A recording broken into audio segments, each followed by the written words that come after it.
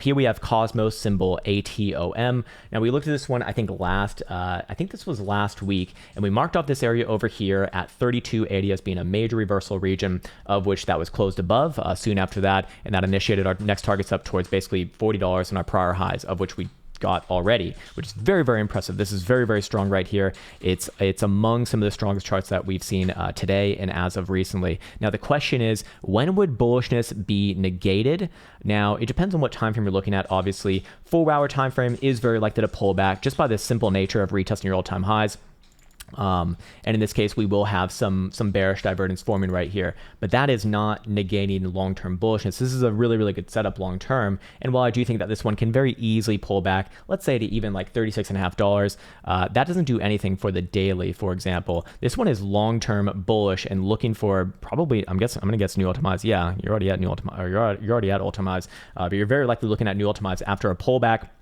Again, anywhere around $36.50 is fair game. I mean, shit, man, this thing could come back down to like $34 and still be quote unquote fine on a daily. So I would be looking for a pullback from here. I would be looking for this one to consolidate a little bit short-term sideways and down, which is fine. Long-term though, continuation is the name of the game. This is fucking good right here, man. And again, just another higher low right around the weekly 55. I imagine you saw this on declining volatility, which you did. Starting to turn up yet again. We see hidden bullish divergence on that last low. This one's very likely to make new all-time highs probably next week.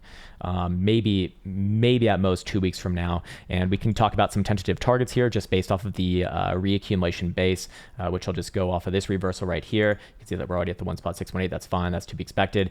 Would be looking at the next sort of general target at about $50. While I would be looking for a short-term pullback from there, I'm really not looking for this run to put in like a more major consolidation until you work your way up into the mid-60s actually. And that would be probably like the month or two following that confirmation. But overall, among the best charts that we've seen today, bullish on the higher term time frame as long as you're above about $34. Short term probably pulls back a bit. I don't know if that's relevant to you or not. If we go over here to our momentum charts, I imagine, yeah, daily's getting pretty spent here, so I do think that you probably pull back a little bit in the short term. Weekly is just freshly turning up above 27.5, which is obviously nowhere near.